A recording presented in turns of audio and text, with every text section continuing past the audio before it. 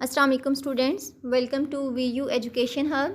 Today we are going to discuss the most repeated MCQ of STS 630 for midterm preparation. और पहले की videos की तरह इस वीडियो में भी आपके पास 40 प्लस MCQs हैं विद एक्सप्लेनेशन विद रेफरेंस, इनके आंसर्स दिए गए हैं। अगर आपका पेपर में एज इट इज़ MCQ नहीं आता, कुछ स्टेटमेंट वो चेंज करके दे देते हैं, कुछ सिनेरियो बेस्ड क्वेश्चन दे देते हैं, तो ये वीडियो देखने के बाद आपके कॉन्सेप्ट्स क्लियर हो जाएंगे, आप अपना एग्ज़ाम अच्छी तरह से सॉल्व कर सकेंगे। और वीडियो के लास्ट पे कुछ सॉल्व क्वेश्चंस भी शेयर किए गए हैं। अभी करंटली एग्ज़ाम्स में जो क्वेश्चंस आ रहे हैं, मोस्ट रिपीटेड क्वेश्चन को मैंने इस वीडियो में इंक्लूड किया है। अगर वीडियो आपको अच्छी लगे तो आपने मेरे चैनल को सब्सक्राइब करना है, लाइक करना है, शेयर करना है विद योर फ्रेंड्स।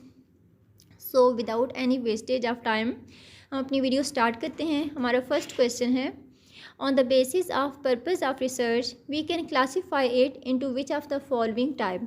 अच्छा, अगर हम देखें कि हमारा रिसर्च करने का पर्पज़ क्या है, हम क्यों रिसर्च कर रहे हैं, तो उस बेस पे हम रिसर्च को किस तरह से क्लासीफाई करते हैं।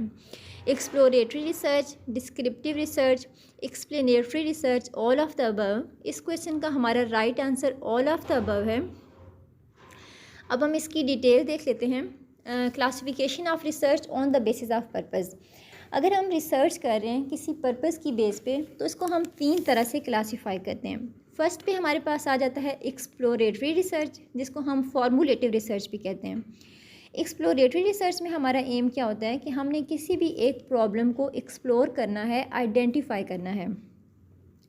Initial research conducted to clarify and define the nature of problem, exploring a new topic in order to learn about it। Let's suppose हम ये कह लेते हैं, एक्सप्लोरेटरी रिसर्च में हमने ये एक्सप्लोर कर लिया that crime rate is increasing in city Lahore. ठीक है, एक प्रॉब्लम को हमने एक्सप्लोर कर लिया। नेक्स्ट जो हमारे पास टाइप आती है, ये आती है डिस्क्रिप्टिव रिसर्च। डिस्क्रिप्टिव रिसर्च में हम क्या करते हैं कि जो प्रॉब्लम हमने ऑलरेडी एक्सप्लोर किया होता है, जो प्रॉब्लम हम ऑलरेडी आइडेंटिफाई कर लेते हैं, उसको हम डिस्क्राइब करते हैं। ठीक है, उसकी पूरी डिटेल्स हम देते हैं। लेट्स सपोज हमने कहा था कि crime rate is increasing in city Lahore, तो डिस्क्रिप्टिव रिसर्च में हम कंप्लीट डाटा उनको प्रोवाइड करेंगे, एक कंप्लीट स्केच उनको बना के देंगे कि इस एरिया में क्राइम रेट ज़्यादा हो रहा है, ये क्रिमिनल एक्टिविटीज़ हो रही हैं, क्योंकि हमने जो प्रॉब्लम आइडेंटिफाई किया उसकी पूरी डिटेल देनी है। Descriptive research conducted after the researcher have gained a firm grasp of the situation being studied. It represent a picture of the specific detail of a situation or social setting। ठीक है, हमने एक complete picture उसकी provide करनी है। Third पे हमारे पास आ जाता है एक्सप्लेनेटरी रिसर्च।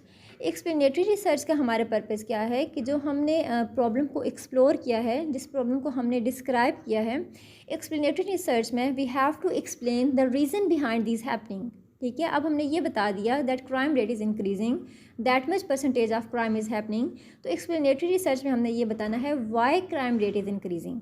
ठीक है, कि क्राइम रेट एक्चुअल में हो क्यों रहा है। When we encounter an issue that is already known, we begin to wonder why things are in a certain way. The answer to question why is the purpose of explanatory research। ठीक है, for example हम ये कह देते हैं crime rate is increasing because of unemployment, crime rate is increasing because of illiteracy. तो ये हमारा जो एक्सप्लेनेशन होगी, जो हम चीज़ों को एक्सप्लेन करेंगे why things are in a certain way, तो ये हमारा आएगा एक्सप्लेनेटरी रिसर्च के अंदर। ठीक है, ये हमने देख लिया classification of research on the basis of purpose. ठीक है, पर्पज़ की बेस पे हम रिसर्च को 3 तरह से क्लासीफाई करते हैं। फर्स्ट हमने एक्सप्लोरेटरी रिसर्च है, एक्सप्लोर करना है किसी प्रॉब्लम को। सेकंड पे डिस्क्रिप्टिव रिसर्च है, उसको हमने डिस्क्राइब करना है प्रॉब्लम को। और थर्ड पे एक्सप्लेनेटरी रिसर्च है, जिसमें हमने एक्सप्लेन करना है, रीज़न बतानी है that why things are happening in certain way. Second हमारे पास क्वेश्चन है, dichotomous scale is a fill in the blank point scale that present options that are obviously opposite to each other. अब हमें पता है die का मतलब होता है 2। ठीक है, डाइकोटोमस स्केल में हमारे पास ये एक 2 पॉइंट स्केल है, जिसमें रिस्पोंडेंट्स को 2 अल्टरनेटिव ऑप्शंस दिए जाते हैं और इन दोनों अल्टरनेटिव ऑप्शंस में से एक सिलेक्ट करना होता है, और ये दोनों ऑप्शंस टोटली एक दूसरे के ऑपोजिट होते हैं। जिस तरह हमारे पास आते हैं ट्रू फॉल्स। ठीक है, इसके अलावा हमारे पास आता है फेयर अनफेयर, येस नो। ठीक है, ये जो एक्सट्रीम वैल्यूज़ होती हैं, लाइक टोटली ऑपोजिट एक दूसरे के वैल्यूज़ हैं, और इसमें से एक ऑप्शन को सिलेक्ट करना है, ये हमारा डाइकोटोमस स्केल है। थर्ड हमारे पास क्वेश्चन है, all man are mortal, Ali is a man therefore Ali is mortal, this statement is an example of. Inductive logic, deductive logic, special logic, none of above. अच्छा, हम साइंटिफिक मेथड में दो तरह की रीजनिंग पढ़ते हैं, ठीक है, या दो तरह के हम लॉजिक पढ़ते हैं, डिडक्टिव लॉजिक और इंडक्टिव लॉजिक। अब इसको आपने किस तरह से याद रखना है। डिडक्टिव का मतलब होता है डिडक्शन, ठीक है, डिडक्ट हो रहा है। इसमें हम मूव करेंगे from general principles to specific principle. अब जिस तरह हमारी स्टेटमेंट में हो रहा है, पहले उन्होंने बात की ऑल मैन आर मॉर्टल, ठीक है, एक जनरलाइज बात उन्होंने की है, और उसके बाद उन्होंने कहा है Ali is a man therefore Ali is mortal, ठीक है, एक जनरलाइज बात करके और फिर एक स्पेसिफिक पॉइंट पे आ गए हैं। तो ये हमारे पास डिडक्टिव लॉजिक है। अगर हम इंडक्टिव लॉजिक की बात करें तो this is totally opposite to the deductive logic. Inductive logic में हम मूव करते हैं फ्रॉम स्पेसिफिक ऑब्जर्वेशन से जनरल ऑब्जर्वेशन की तरफ, ठीक है। इंडक्शन है ना, स्टार्ट हो रहा है, स्टार्ट हम किसी एक स्पेसिफिक ऑब्जर्वेशन से लेंगे और उसके बाद फिर हम उन प्रिंसिपल को जनरलाइज कर देंगे। तो ये हमारे पास इंडक्टिव लॉजिक के अंदर आता है। थर्ड हमारे पास क्वेश्चन 4 है, which of the following occurs when respondents are told only a part of the truth और ट्रूथ इज़ फुली कंप्रोमाइज्ड। अच्छा, जब हम रिस्पोंडेंट को कोई हम एक्सपेरिमेंट कंडक्ट करने जा रहे हैं या कोई हम रिसर्च करने जा रहे हैं और हम रिस्पोंडेंट को उसका कंप्लीट पर्पज़ नहीं बताते, ठीक है, उसकी डिटेल्स नहीं बताते, उनको कॉन्फिडेंस में हम नहीं लेते हैं, तो इसकी वजह से डिसेप्शन होती है, ठीक है। डिसेप्शन में ये आता है कि हम उनको धोखा दे रहे हैं, उनको सच नहीं बता रहे हैं, रियलिटी से हमने उनको दूर रखा हुआ है। नेक्स्ट हमारे पास है question number 5, which of the following is the characteristic of scientific method. Okay, scientific method के बारे में हमें पता है कि this is systematic way of finding solution to problem through observation, through experimentation. जो हमारा साइंटिफिक मेथड होगा उसको एम्पिरिकल होना चाहिए। एम्पिरिकल तो उसको होना चाहिए, मींस कि आपकी जो भी ऑब्जर्वेशन होगी वो बेस करनी चाहिए on the basis of actual experience rather than beliefs, ठीक है, कि आपने ऐसे ही अपने जो पहले से बिलीव्स आपके सेट हैं, जिस तरह हमारा बिलीफ है कि काली बिल्ली रास्ता काटे तो इसका मतलब है कि आपका दिन अच्छा नहीं गुजरने वाला, तो इन बिलीव्स को हमने फॉलो नहीं करना है, बल्कि क्या होना चाहिए, एक एक्चुअल एक्सपीरियंस होना चाहिए। और इसके अलावा जो आपका नॉलेज होगा that should be based on observed phenomena, ठीक है, ऑब्जर्व्ड फिनोमेना होगी उसमें, और आपने नॉलेज को ड्राइव करना है एक्चुअल एक्सपीरियंस से, बिलीफ पे आपने नहीं जाना। सेकंड हमारे पास है वेरीफाइएबल, साइंटिफिक मेथड को वेरीफाइएबल भी होना चाहिए, लाइक आपकी जो भी फाइंडिंग्स है बाद में जब भी आप चाहो आप उनको वेरीफाई कर सकते हो, काउंटर चेक कर सकते हो। अगर कोई सेकंड पर्सन, थर्ड पर्सन उसको वेरीफाई करना चाहे तो वो वेरीफाइएबल होना चाहिए। थर्ड पे हमारे पास है क्यूमुलेटिव, साइंटिफिक मेथड को क्यूमुलेटिव भी होना चाहिए। क्यूमुलेटिव मींस कि हम डिफरेंट सोर्सेज से डाटा को कलेक्ट करते हैं और उसके बाद फिर हम फाइंडिंग को जनरलाइज करते हैं। ऑल ऑफ द अबव इस क्वेश्चन का राइट आंसर है। और वैसे अगर आपसे वो क्वेश्चन पूछते हैं कि साइंटिफिक मेथड की कैरेक्टरिस्टिक को इनलिस्ट करें या डिस्क्राइब करें, तो ये हमें कुछ पॉइंट्स हमारे माइंड में होने चाहिए। इसके अलावा साइंटिफिक मेथड को डिटर्मिनिस्टिक होना चाहिए। डिटर्मिनिस्टिक का मतलब ये है कि साइंटिफिक मेथड में हम ये नहीं कहते कि कोई भी चीज़ नथिंग इज़ जस्ट हैपनिंग, कुछ भी ऐसे ही नहीं हो रहा होता, but there is certain reason behind every happening. जिस तरह हम ये देखते हैं ना कि न्यूटन बैठा हुआ था, सेब गिरा, तो उसने ये नहीं कि सोचा कि ठीक है गिर गया है बस बात खत्म, बल्कि उसने ये कहा कि वाई दिस इज़ हैपनिंग, इसके पीछे रीज़न क्या है, क्यों सेब नीचे गिर के आया है, ये ऊपर की तरफ भी तो जा सकता था। मतलब उसने ये फाइंड आउट किया कि ग्रेविटी है जिसकी वजह से वो अर्थ जो है वो चीज़ों को अपनी तरफ अट्रैक्ट करती है। फिफ्थ हमारा पॉइंट है कि साइंटिफिक मेथड को एथिकल एंड आइडियोलॉजिकल न्यूट्रलिटी होनी चाहिए उसके अंदर। मींस आपके जो भी रिजल्ट्स होंगे आपने वो अनबायस्ड मैनर में उनको पब्लिश करना है, किसी एक साइड पे आपने फेवरेटिज्म नहीं लेनी है। स्टैटिस्टिकल जनरलाइजेशन होगी कि आपके इस measure of how useful the result of a study are for a broader group of people और सिचुएशन। इसमें हम ये देखते हैं कि जो हमने फाइंडिंग्स बनाई हैं वो एक ओवरऑल जनरलाइजेशन के लिए जनरलाइज हम उसको कर सकते हैं या नहीं कर सकते, और परसेंटेज आपने देखनी होती है, ठीक है। स्टैटिस्टिकली उसको देखना है कि आप इसको ओवरऑल मैसिव लेवल पे जनरलाइज कर सकते हैं या नहीं कर सकते। रैशनलिज्म हम देखते हैं साइंटिफिक मेथड में। साइंटिफिक मेथड में दो तरह के रैशनल होते हैं ना, लॉजिक्स होते हैं, डिडक्टिव और इंडक्टिव। इसकी डिटेल हम ऑलरेडी पढ़ चुके हैं।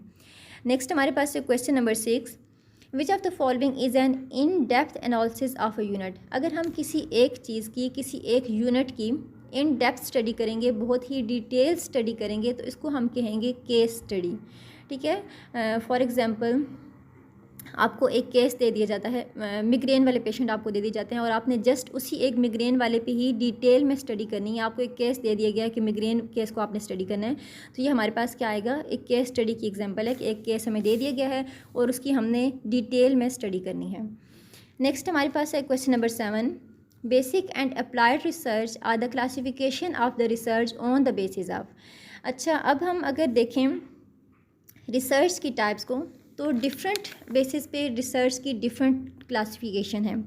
अगर हम टाइम डायमेंशन की बात करें, ठीक है, कि रिसर्च हम किस टाइम पे कंडक्ट कर रहे हैं, तो इसमें हमारे पास रिसर्च की दो टाइप्स आती हैं, cross sectional research and longitudinal research.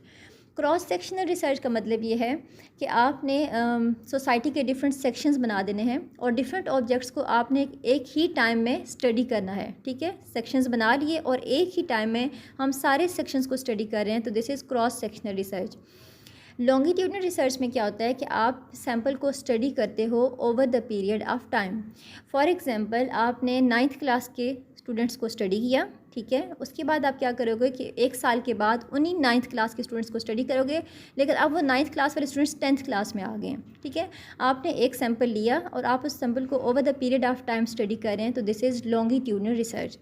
ये हमने रिसर्च की टाइप पढ़ ली on the basis of time dimension.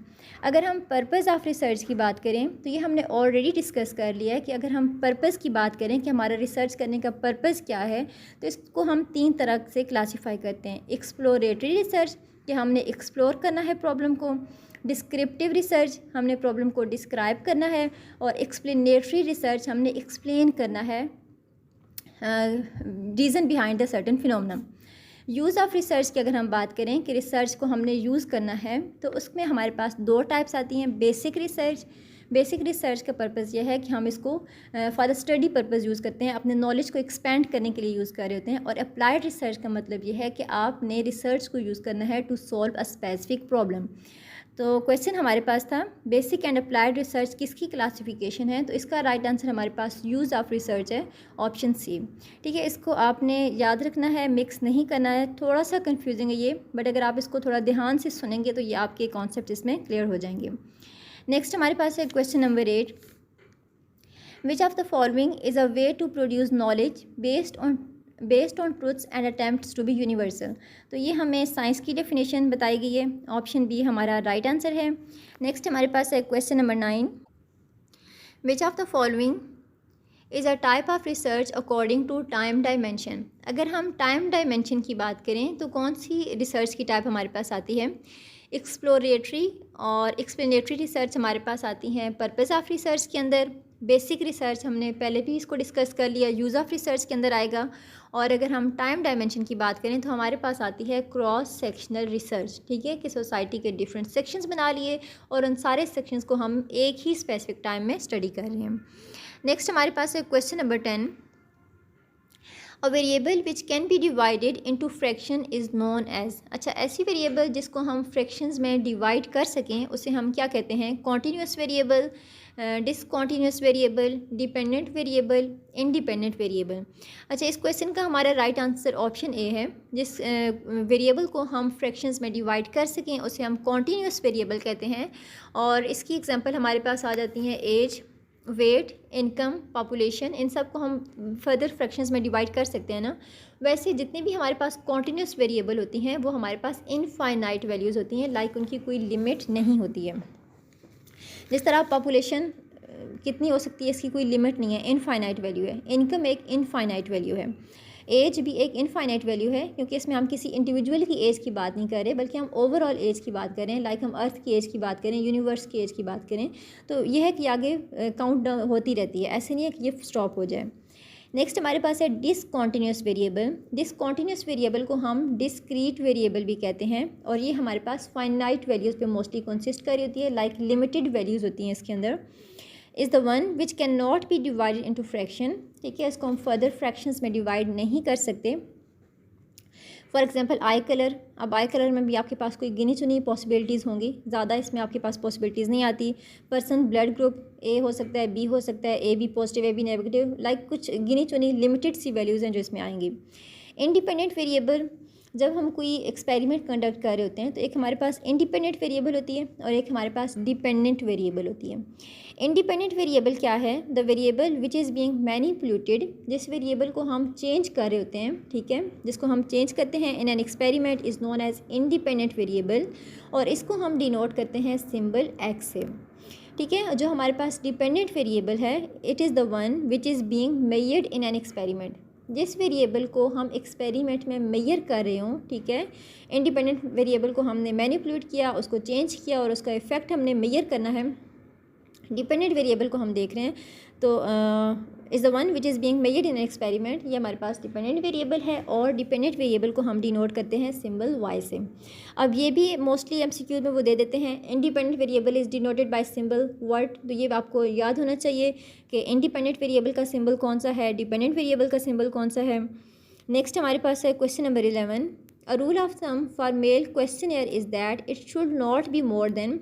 अगर हम ये देखें कि जो हमारे मेल क्वेश्चनियर होते हैं तो उसमें क्वेश्चंस की लेंथ कितनी होनी चाहिए, तो उसमें ये कहा जाता है कि 6 पेजेस से ज़्यादा आपका नहीं होना चाहिए मेल क्वेश्चनियर। ऑप्शन बी इसका राइट आंसर है।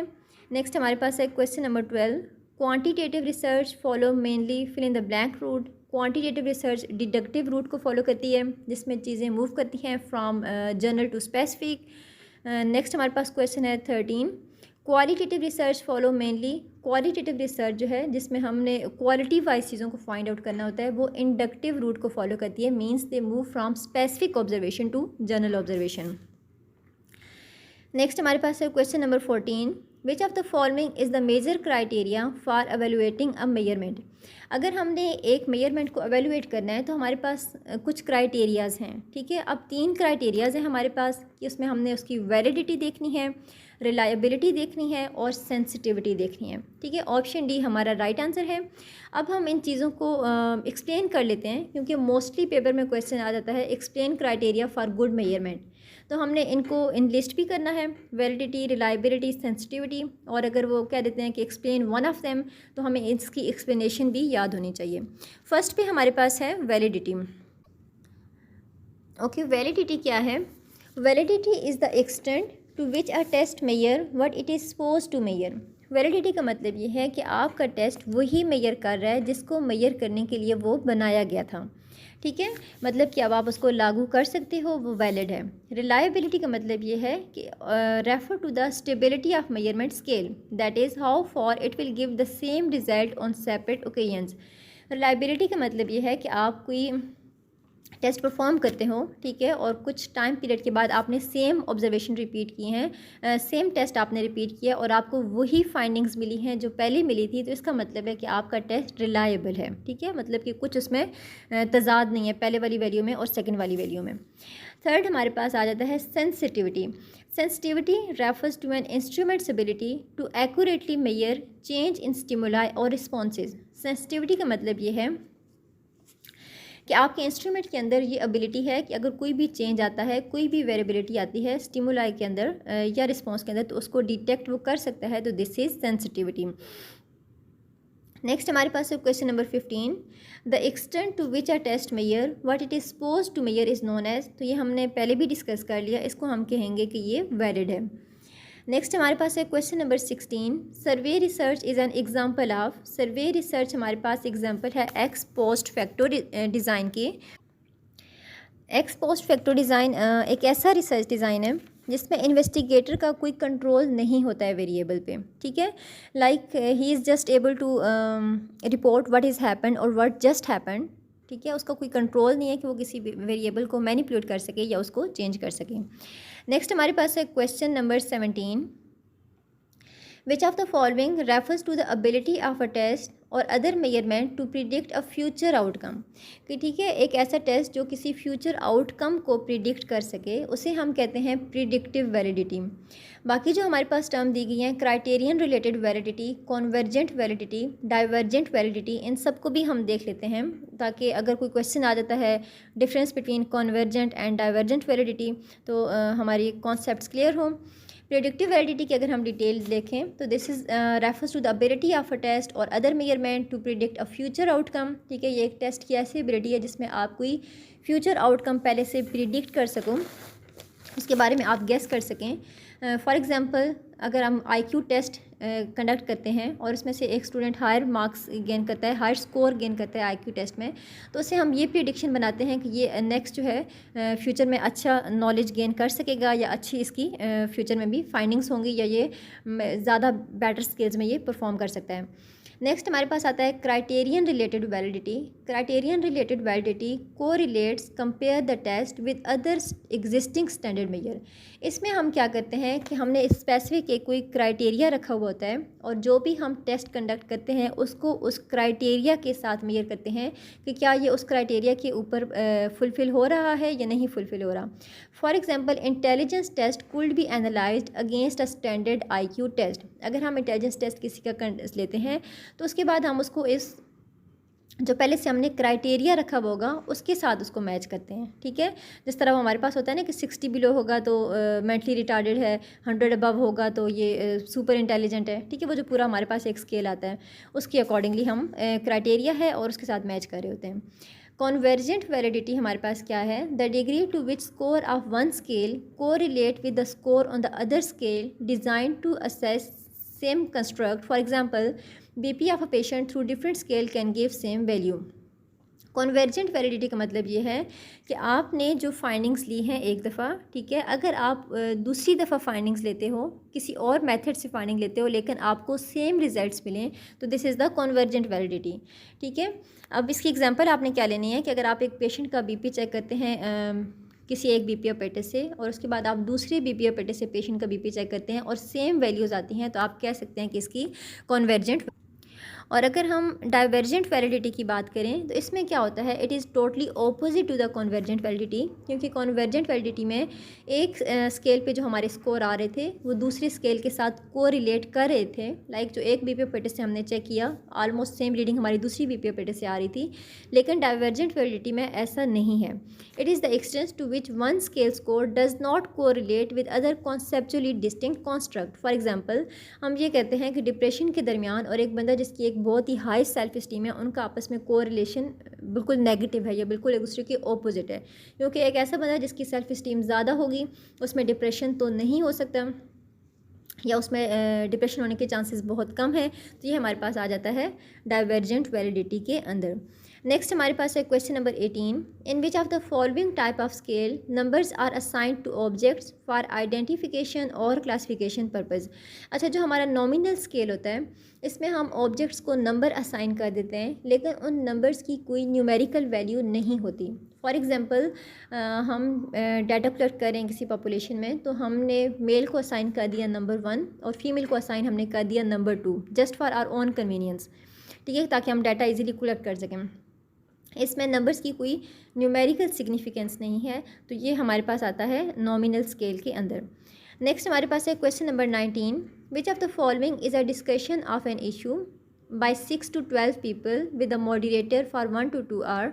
तो ये हमें फोकस ग्रुप डिस्कशन के बारे में बताया गया है, ठीक है। जो फोकस ग्रुप डिस्कशन होती है ये एक स्मॉल ग्रुप डिस्कशन है और जो ग्रुप मेंबर्स होते हैं आइडियली उनका साइज़ 6 to 12 मेंबर्स होना चाहिए। इसका पर्पज़ ये होता है कि हम ओपिनियन ले सकें, फीडबैक ले सकें ग्रुप से किसी भी एक स्पेसिफिक प्रोडक्ट के बारे में, किसी भी स्पेसिफिक सर्विसेज के बारे में। और आइडियल साइज़ हमने देख लिया कि 6 to 12 पार्टिसिपेंट हैं। नेक्स्ट हमारे पास है question number 20, the size of focus group should be around. ये हमने पहले भी इसको देख लिया। फोकस ग्रुप का आइडियल साइज़ हमारे पास आता है 6 to 12 पार्टिसिपेंट। अगर फोकस ग्रुप का साइज़ ज़्यादा होगा तो फिर उसको डिस्कशन को क्लोजली आप मॉनिटर नहीं कर सकोगे, उसको कंट्रोल करना भी मुश्किल हो जाएगा। और अगर फोकस ग्रुप का साइज़ 6 पार्टिसिपेंट से कम होगा तो तभी उसका कोई फ़ायदा नहीं है, क्योंकि फिर आप उसको वो वैलिड नहीं रहेगी ना, क्योंकि उससे बहुत कम लोगों ने डिस्कस किया होगा एक टॉपिक को, तो आप उसको जनरलाइज नहीं कर सकोगे।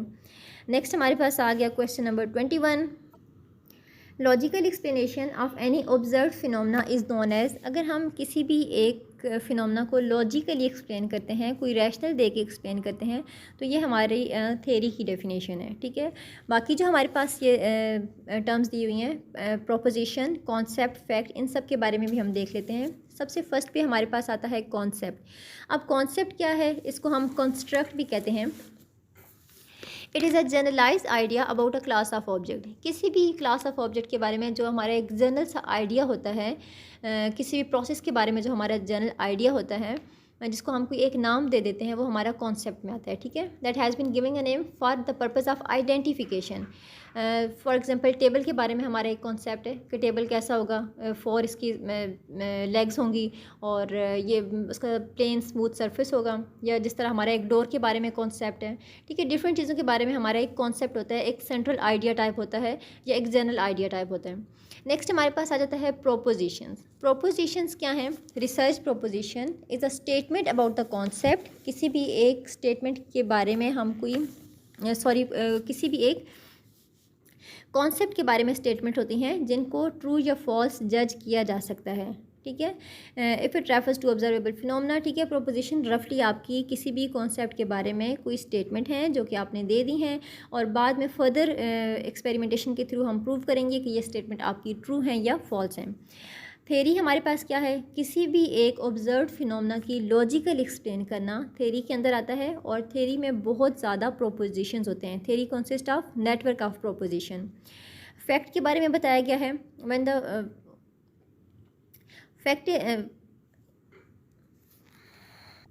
When the proof is made theory become fact. जब हम किसी चीज़ का प्रूफ ले आते हैं तो हमारी जो थेरी होती है वो अब थेरी नहीं कहलाएगी बल्कि अब वो एक फैक्ट बन गई है, एक लॉ बन गई है।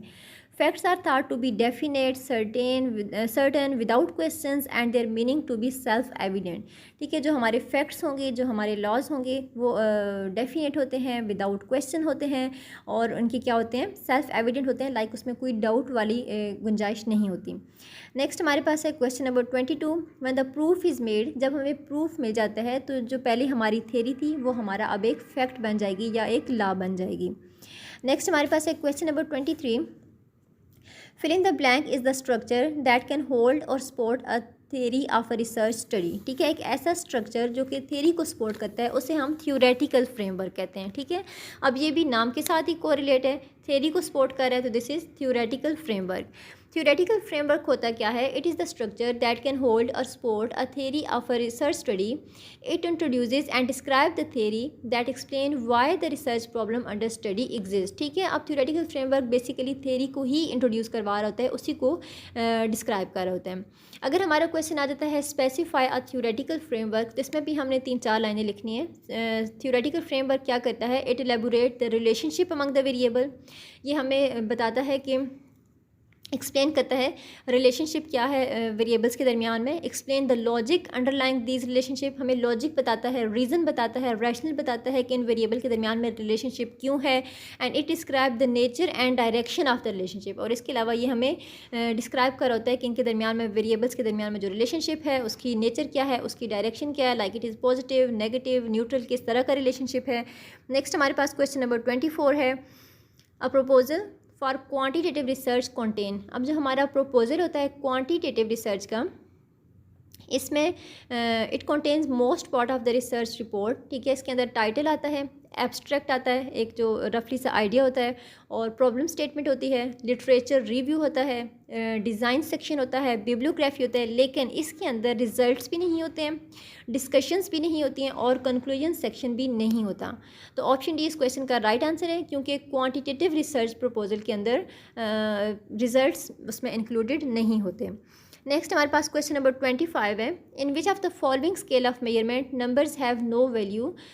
Nominal scale, ordinal scale, interval scale, ratio scale. अच्छा, ये बहुत ही इंपॉर्टेंट टॉपिक है इन स्केल वाला, जिसको आपने बहुत अच्छी तरह से देख लेना है, क्योंकि ये एक ना एक क्वेश्चन लॉन्ग में पेपर में इसमें से मस्ट आता है। फर्स्ट हमारे पास है नॉमिनल स्केल। इसको हमने पहले भी डिस्कस किया है। नॉमिनल स्केल में is a measurement scale in which numbers serve as tags or label to identify an object. इसमें हम ऑब्जेक्ट्स को नंबर असाइन कर देते हैं और नंबर असाइन करने का पर्पज़ ये होता है कि ताकि हम इनको आइडेंटिफाई कर सकें, एक लेबल हमने उनको देना होता है। जिस तरह मैंने पहले भी एग्जांपल दी कि हम कोई सर्वे वगैरह अगर कर रहे हैं, कोई रिसर्च कर रहे हैं, तो उसमें हमने मेल को नंबर असाइन कर दिया 1 और फीमेल को असाइन कर दिया नंबर 2, लेकिन नंबर्स की कोई न्यूमेरिकल वैल्यू नहीं है। ठीक है, 2 does not mean that it is greater than 1, बल्कि ये जस्ट हमने आइडेंटिफिकेशन के लिए नंबर 2 दिया हुआ है। सेकेंड हमारे पास आता है ordinal scale. Ordinal scale is second level of measurement. It assign values to object based on their ranking with respect to one another. अब इसमें हम वैल्यूज़ असाइन करते हैं रैंकिंग की बेस पे। जिस तरह हम ये देखते हैं कि डॉक्टर्स अक्सर उनके पास पेन स्केल होता है, पेशेंट की कंडीशन के अकॉर्डिंगली वो उसको रैंक असाइन करते हैं। For example 0 to 10 pain scale है। 0 का मतलब है नो पेन, 2 का मतलब है मॉडरेट पेन, 3 का मतलब है मॉडरेट से भी थोड़ा ज़्यादा पेन है। इन द सेम वे 10 का मतलब है मैक्सिमम पेन या हाईएस्ट लेवल ऑफ पेन। तो पेन स्केल बनाया जाता है to assess the improvement in patient's condition. तो ये बेस्ड ऑन द रैंकिंग जो हम स्केल या जो हम वैल्यूज़ असाइन करते हैं वो हमारी आती हैं ऑर्डिनल स्केल के अंदर।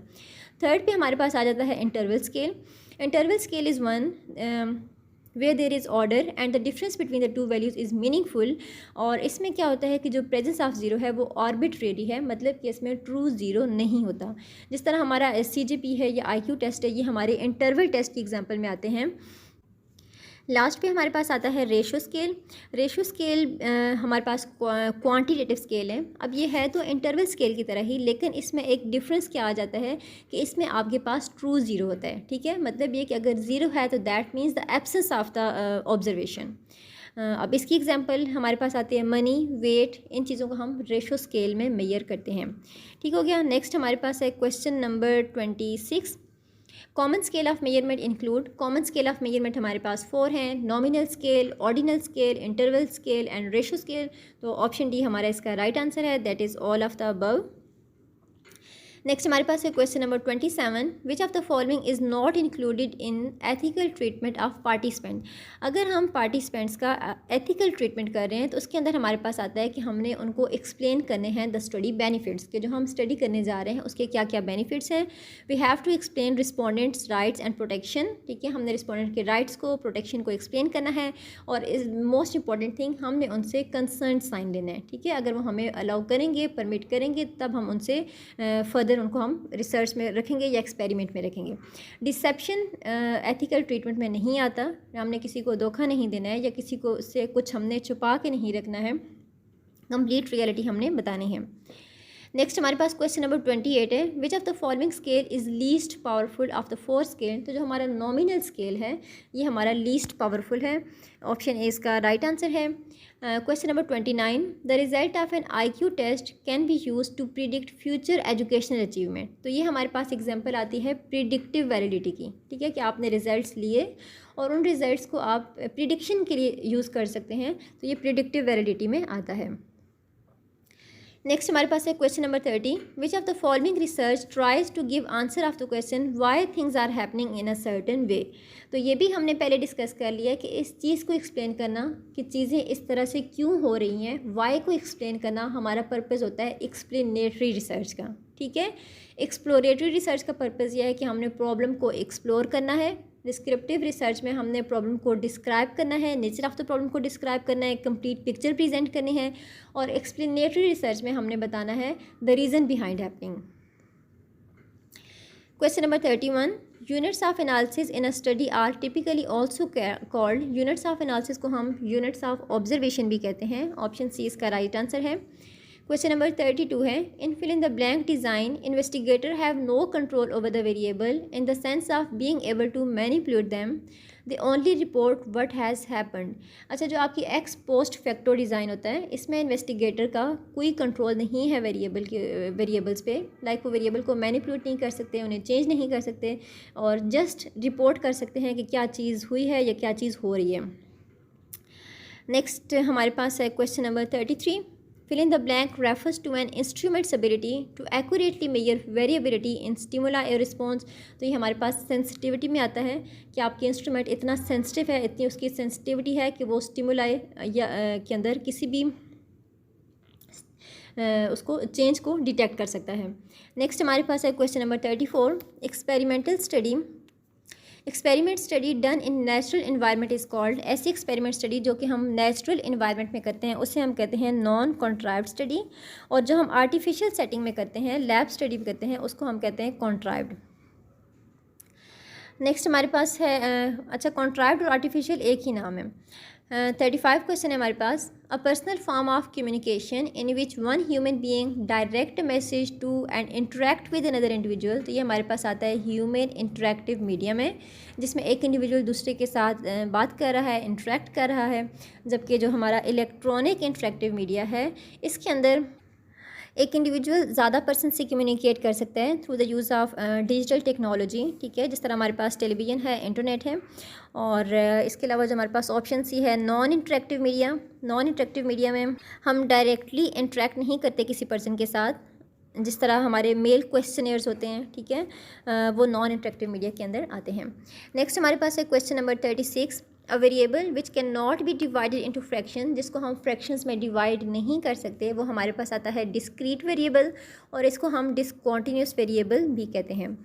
नेक्स्ट हमारे पास है question number 37, advantages of telephone interviewing includes all of the following except. तो जब हम टेलीफोन इंटरव्यू लेते हैं तो इसमें इसकी स्पीड ज़्यादा होती है, हाई स्पीड है। लाइक एट अ टाइम आप काफ़ी सारे लोगों से डाटा कलेक्ट कर सकते हैं through the use of CATI, that is computer assisted telephone interview. और इसके अलावा कॉल बैक्स भी उसमें ईजी हैं, आप दोबारा कॉल बैक करके उनसे फर्दर रिस्पॉन्स आप ले सकते हैं। लैक ऑफ विजुअल मीडियम, ये इसका एडवांटेज नहीं है बल्कि डिसएडवांटेज है कि विजुअल मीडियम इसमें पॉसिबल नहीं होता, आप direct face to face contact इसमें पॉसिबल नहीं है। नेक्स्ट हमारे पास क्वेश्चन नंबर 38 है, a list of topic that are to be covered during the course of interview is called. ठीक है, लिस्ट ऑफ टॉपिक जो कि हमने इंटरव्यू के अंदर कवर करनी है उसे हम कहते हैं इंटरव्यू गाइड। अगर हमारे पास क्वेश्चन आ जाता है what are the tools for data collection, तो डाटा कलेक्शन के हमारे पास 3 टूल्स हैं। फर्स्ट पे हमारे पास आता है इंटरव्यू स्केड्यूल, सेकंड पे हमारे पास है क्वेश्चनेयर, और थर्ड पे हमारे पास है इंटरव्यू गाइड। अब हमारे पास इंटरव्यू स्केड्यूल क्या है, in this the list of questions remain in the hand of the interviewer. अब इसमें क्या होता है कि जो लिस्ट ऑफ क्वेश्चंस हैं, जो जो क्वेश्चन आपने करने हैं वो इंटरव्यू लेने वाले के पास ही उसका राइट है। Who ask from the respondent gets his a response and record it. उसने रिस्पोंडेंट से क्वेश्चन किए, जो उसने एक कंप्लीट लिस्ट बनाई हुई थी, और रिस्पॉन्स उसने रिकॉर्ड कर लिया जो भी रिस्पोंडेंट ने रिस्पॉन्स दिया। क्वेश्चनेयर क्या है, क्वेश्चनेयर भी एक लिस्ट है of questions which is handed over to the respondent who read the question and record the answer himself. अब क्वेश्चनेयर में क्या होता है कि आपके पास एक पेपर पे क्वेश्चंस रिटन हैं, वो आप हैंड ओवर कर देते हो रिस्पोंडेंट को, और वो अपना आंसर उस पर रिकॉर्ड करते हैं और उसके बाद शीट आपको वापस दे देते हैं। और इंटरव्यू गाइड क्या है, it is the list of topic that are to be covered during the course of interview. Interview guide में आपको एक टॉपिक्स की लिस्ट दे दी जाती है कि आपने ये टॉपिक इंटरव्यू के अंदर कवर करने हैं, लेकिन आपको लिस्ट ऑफ क्वेश्चंस इसमें नहीं दी जाती, लिस्ट ऑफ टॉपिक्स दिए जाते हैं। और questions on the topic are formulated on the spot, most of the question are open ended. अब इसमें क्या होता है कि आपने ऑन द स्पॉट ही उनसे क्वेश्चन करने होते हैं, क्योंकि आपको सिर्फ एक जनरल टॉपिक दिया गया है कि इस टॉपिक के बारे में आपने इंटरव्यू लेना है। आप ऑन द स्पॉट क्वेश्चंस को जनरेट करोगे और उसके बाद आप क्या करेंगे, रिस्पॉन्सेज को रिकॉर्ड कर लेंगे। और इसमें मोस्टली जो क्वेश्चन होते हैं वो ओपन एंडेड होते हैं, लाइक रिस्पोंडेंट के पास राइट है कि वो येस नो के अलावा एक्सप्लेनेटरी आंसर भी दे सकता है। नेक्स्ट हमारे पास क्वेश्चन नंबर 39 है, you don't smoke do you, it is an example of. अच्छा, अब इसमें आपने क्या कर दिया कि आप खुद से ही उसको आंसर दे रहे हो कि आप स्मोकिंग नहीं करते, क्या आप करते हो। तो ये एग्जांपल है लीडिंग क्वेश्चन की, कि आप खुद से ही लीड कर रहे हो आंसर को। और डबल पार्टेड क्वेश्चंस वो होते हैं जिसमें एक क्वेश्चन के अंदर एक से ज़्यादा आइडियाज़ होते हैं, ठीक है, 2 आइडियाज़ होंगे, 3 आइडियाज़ होंगे। एक सिंगल क्वेश्चन में आपने ज़्यादा बातें उनसे पूछ ली या ज़्यादा आइडियाज़ आप पूछना चाह रहे हो, तो this is double parted question. और बर्डन सम क्वेश्चन वो होते हैं जो रिस्पोंडेंट की मेमोरी पे बर्डन डालते हैं, उसके लिए मुश्किल हो जाता है, दी ज़्यादा बर्डन सम क्वेश्चन। नेक्स्ट हमारे पास है question number 40, questions consisting of 2 और more questions join together is called. तो ये हमने पहले ही देख लिया कि ऐसा क्वेश्चन जिसमें 2 या 2 से ज़्यादा बातें पूछी जा रही होंगी, 2 या 2 से ज़्यादा कॉन्सेप्ट्स आप एक ही क्वेश्चन में पूछते हो, तो this is the double Bartlett question. Question number 41 है, studies carried out at once and present the snapshot of one point in time is called। ठीक है, जो आपने स्टडी कैरिड की है एक ही स्पेसिफिक टाइम में, ठीक है, एक ही टाइम में आपने स्टडी कैरिड की है और वो आपको स्नैपशॉट दे रही है of one point in time, तो इसको हम कहते हैं क्रॉस सेक्शनल डिज़ाइन। बाकी जो हमारे पास दी गई हैं longitudinal design, cohort analysis, panel study. Longitudinal में तो हम स्टडी करते हैं किसी भी सब्जेक्ट को, किसी भी ऑब्जेक्ट को ओवर एंड ओवर अगेन, और कोहार्ट और पैनल लॉन्गिट्यूडनल की सब टाइप्स के अंदर आती हैं। नेक्स्ट हमारे पास question number 42, null hypothesis state that the relationship between 2 variable. Null hypothesis ये कहता है कि रिलेशनशिप 2 वेरिएबल के दरमियान में 0 है या नील है, और इसको हम डिनोट करते हैं H0 से। नेक्स्ट हमारे पास क्वेश्चंस हैं फर्स्ट हमारा क्वेश्चन है difference between basic and applied research. अच्छा, ये हमने पढ़ा था कि अगर हम यूज़ ऑफ रिसर्च की बात करें तो रिसर्च की दो टाइप्स आती हैं, बेसिक रिसर्च और अप्लाइड रिसर्च। अब बेसिक रिसर्च का पर्पज़ क्या है? Expand knowledge in field of study. इसका पर्पज़ क्या होता है कि हमने अपने नॉलेज को एक्सपेंड करना है। और अप्लाइड रिसर्च का पर्पज़ ये है कि हमने सॉल्यूशन फाइंड आउट करना है किसी भी एक स्पेसिफिक प्रॉब्लम का। बेसिक रिसर्च थ्योरी ओरिएंटेड होती है और अप्लाइड रिसर्च प्रैक्टिकल ओरिएंटेड होती है, क्योंकि हमने इसमें प्रैक्टिकली सॉल्यूशन देखना है। और बेसिक रिसर्च एक्सप्लेनेटरी है, एनालिटिक है, जबकि अप्लाइड में हम प्रैक्टिकली एक्शंस परफॉर्म करते हैं, एक्शन ओरिएंटेड होती है, सिंथेटिक होती है। बेसिक रिसर्च हमारा सब्जेक्टिव मेथड के अंदर आता है, जबकि जो हमारी अप्लाइड रिसर्च है ये ऑब्जेक्टिव मेथड है। बेसिक रिसर्च हम करते हैं क्यूरोसिटी ड्राइवन, हमें क्यूरोसिटी होती है कि अच्छा चीज़ क्या है, हम नॉलेज गेन करना चाह रहे होते हैं। और जबकि जो हमारी अप्लाइड रिसर्च है ये क्लाइंट ड्राइवन होती है, हमें क्लाइंट का ख्याल होता है, हमने प्रॉब्लम का सलूशन फाइंड आउट करना होता है।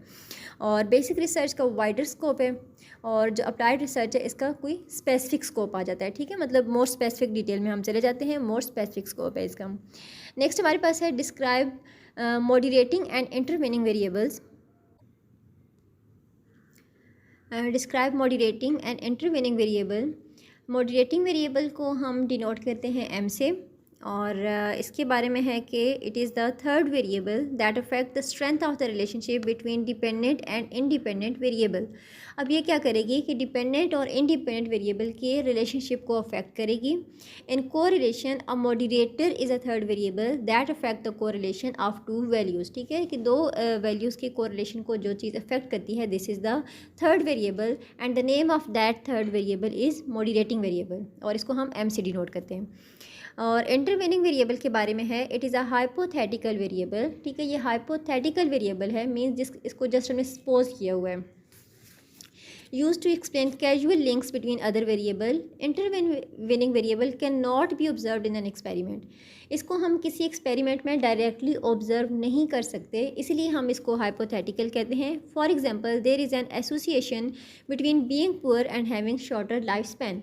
अब जिस तरह हमें पता तो है कि गरीब होने में और लाइफ स्पैन कम होने का आपस में कोई रिलेशन है, लेकिन हम इसको प्रैक्टिकली ऑब्ज़र्व नहीं कर सकते या हम इसको मॉनिटर नहीं कर सकते, तो इसको हम एक हाइपोथेटिकल वेरिएबल कहते हैं और इंटरवेनिंग वेरिएबल कहते हैं। नेक्स्ट हमारे पास क्वेश्चन है define research proposal and what does proposal for quantitative research contain. अच्छा, रिसर्च प्रपोजल एक डॉक्यूमेंट है that present a plan for a project to reviewers for evaluation. और इसमें क्या होता है कि रिसर्च रिपोर्ट की तरह ही इसको लिखा जाता है, लेकिन इसमें डिफरेंस क्या है कि it is written before the research project begin, कि रिसर्च प्रोजेक्ट स्टार्ट होने से पहले ही इसको लिख दिया जाता है रिसर्च प्रपोजल को, और जो रिपोर्ट होती है उसको तो एंड पे लिखा जाता है ना। और रिसर्च प्रपोजल क्वांटिटेटिव रिसर्च का जो रिसर्च प्रपोजल है इसके डिफरेंट पार्ट्स हैं, ये डिफरेंट पार्ट ये कंटेन करता है। इसके अंदर एक टाइटल होता है, एक एब्स्ट्रैक्ट होता है, प्रॉब्लम स्टेटमेंट इसके अंदर दी जाती है, लिटरेचर रिव्यू अंदर मेंशन होता है, डिज़ाइन सेक्शन इसके अंदर होता है, रिसर्च डिज़ाइन कौन सा है, बिब्लियोग्राफीज इसमें इंक्लूडेड हैं। लेकिन इसमें तीन चीज़ें नहीं होती, रिजल्ट्स मेंशन नहीं होते प्रपोजल में, क्योंकि प्रपोजल तो आपने स्टार्ट में ही लिख दिया है ना, बिगनिंग में लिख दिया है, शुरू में लिख दिया है। रिजल्ट्स इसके अंदर नहीं होंगे, डिस्कशंस नहीं होंगी और कंक्लूजन सेक्शन भी इसके अंदर नहीं होगा। अब अगर एमसीक्यू में वो पूछ लेते हैं कि the quantitative research proposal contain which of the following part या does not contain which of the following part, तो आपने याद रखना है कि इसमें रिजल्ट, डिस्कशन और कंक्लूजन नहीं है, और बाकी इसके मोस्ट ऑफ द वही पार्ट हैं जो रिसर्च रिपोर्ट के होते हैं। नेक्स्ट हमारे पास क्वेश्चन है what are the two part basis of scientific knowledge. Scientific knowledge की दो ही पार्ट बेसिस हैं, एक एम्पिरिसिज्म है कि इसमें जो हमारे it is based on sensory experience और ऑब्जर्वेशन, ठीक है, किसी भी बिलीफ पे ये बेस नहीं कर होता, बल्कि ऐसी चीज़ें जो हमारी सेंसरी ऑब्जर्वेशन में आती हैं या जिनको हम प्रैक्टिकली एक्सपीरियंस करते हैं वो चीज़ें इसमें आती हैं।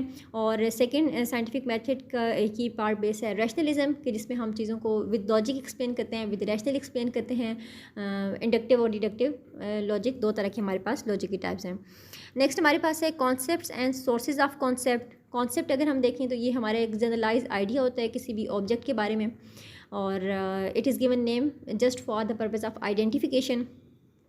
सोर्सेज ऑफ कॉन्सेप्ट देखें तो हमारे कॉन्सेप्ट्स कैसे बनते हैं किसी चीज़ के बारे में, ये हमें कल्चर से पता चलता है। कल्चर में जिस चीज़ का जो कॉन्सेप्ट चल रहा हो हम भी वही अडॉप्ट करते हैं। एक्सपीरियंस से पता चलता है हमें, एक्सपीरियंस के ज़रिए हमारे कॉन्सेप्ट्स बनते हैं, थॉट्स के ज़रिए हमारे कॉन्सेप्ट्स बनते हैं, ऑब्जर्वेशन के ज़रिए से हम अपने कॉन्सेप्ट्स बनाते हैं। Education and knowledge of different discipline भी कॉन्सेप्ट फॉर्मेशन में एक इंपॉर्टेंट रोल प्ले करते हैं। नेक्स्ट हमारे पास है वैल्यूज़ ऑफ रिसर्च। क्वेश्चन आ जाता है in list the values of research, describe values of research. तो आपको पता होना चाहिए रिसर्च की क्या वैल्यूज़ हैं। Research is an important tool for building knowledge and facilitating learning. ठीक है, ये एक रिसर्च का मेन पर्पज़ है, मेन एम है। It is measure to understand issues and increase public awareness. Research के ज़रिए से हम इश्यूज़ को हाईलाइट कर सकते हैं, पब्लिक अवेयरनेस को इन्हांस कर सकते हैं। It helps us succeed in business. अगर हम रिसर्च कर लेते हैं किसी चीज़ के बारे में तो हम बिज़नेस में सक्सीड करना हमारे लिए ज़्यादा ईजी हो जाएगा, क्योंकि हमें अंडरस्टैंडिंग ज़्यादा होगी कि हमने किस तरीके से जाना है, किस मेथड को हमने फॉलो करना है। It allow us to disprove lies and support truth. इसके अलावा रिसर्च हमें इस काबिल बनाती है कि हम लाइज को डिसप्रूव कर सकें और ट्रूथ को सपोर्ट कर सकें। नेक्स्ट हमारे पास है in list ethical principle of research. जब हम कोई रिसर्च कंडक्ट कर रहे हैं तो हमने एथिकल प्रिंसिपल को फॉलो करना है।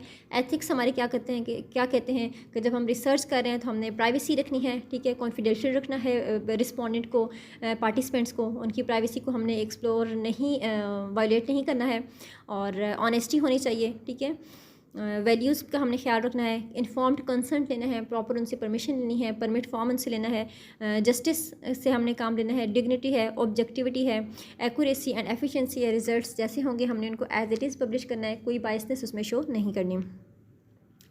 Types of longitudinal research design है। लॉन्गिट्यूडनल रिसर्च डिज़ाइन हमने पढ़ा था टाइम डायमेंशन के लिहाज से। अगर हम देखें तो रिसर्च की दो टाइप्स आती हैं, cross sectional design and longitudinal design. और क्रॉस सेक्शन जिसमें हम डिफरेंट सेक्शंस को एक ही टाइम पीरियड में स्टडी करते हैं, और लॉन्गिट्यूडनल रिसर्च ये कहती है कि इसमें हम डिफरेंट सेक्शंस को with the passage of time study करते हैं, over and over again study करते हैं किसी भी सैम्पल को।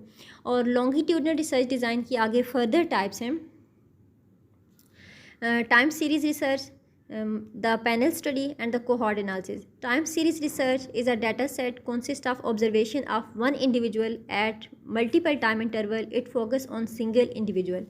टाइम सीरीज़ रिसर्च क्या है कि आपने किसी एक सिंगल इंडिविजुअल को बार बार स्टडी करना है। फॉर एग्जांपल आपने एक किसी स्टूडेंट को फर्स्ट ईयर में स्टडी किया, फिर आपने उसी स्टूडेंट को सेकंड ईयर में स्टडी करना है कि अब वो स्टूडेंट कैसा है, फिर आपने उसी स्टूडेंट को 5 साल के बाद 10 साल के बाद स्टडी करना है। तो this is time series research, कि आपने एक ही सिंगल इंडिविजुअल आपका फोकस है और आप जो है उसको with the passage of time study किए जा रहे हैं। जबकि जो पैनल स्टडी है consist of observation of multiple individual obtained at multiple time interval. अब पैनल में क्या करते हैं कि आपका जो फोकस होता है वो मल्टीपल इंडिविजुअल होता है, ठीक है, कि आपने ज़्यादा सारे लोगों को, ग्रुप ऑफ पीपल को आपने एक दफ़ा स्टडी किया, फिर उसको कुछ टाइम पीरियड के बाद दोबारा उस पूरे पैनल को स्टडी किया, और कुछ टाइम के बाद आपने अगेन उनको स्टडी करना है। तो this is the panel study. मतलब टाइम सीरीज़ में आपका फोकस सिंगल इंडिविजुअल है और पैनल स्टडी में आपका फोकस मल्टीपल इंडिविजुअल है। थर्ड हमारे पास आ जाता है cohort analysis. Cohort analysis panel study के सिमिलर है, बट इसमें डिफरेंस ये है कि हम बहुत सारे लोगों को ऑब्ज़र्व करने के अलावा हम क्या करते हैं कि एक कैटेगरी बना देते हैं, ठीक है। कैटेगरी हम बनाते हैं on the basis of some shared characteristic. For example ऐसे लोग जो कि किसी एक एज ग्रुप से बिलोंग करते हैं या जिनकी इनकम एक जितनी है, मतलब ठीक है, हमने कोई कैटेगरी बना ली on the basis of income, on the basis of age, और फिर हम उस कैटेगरी के लोगों को, उस स्पेसिफिक जो कोहर्ट हमने बनाया है, कैटेगरी बनाई है, उसको हम with the passage of time study करेंगे। और हमारा फोकस होगा वो कोई सिंगल इंडिविजुअल नहीं है या मल्टीपल इंडिविजुअल नहीं है, बल्कि वो स्पेसिफिक कैटेगरी वाले पीपल हैं जो कि हमने बना ली है category on the basis of some criteria. Okay, this was all about STS 630 mid term preparation. If you like it please do let me know in comment section. अगर आपको वीडियोस अच्छी लग रही हैं तो आप कमेंट बॉक्स में mention करें, और जिस सब्जेक्ट से रिलेटेड आपको वीडियोस चाहिए लेट मी नो। इंशाल्लाह I will try to make it available for you. मिलते हैं नेक्स्ट वीडियो में। टिल देन टेक केयर, अल्लाह हाफिज़।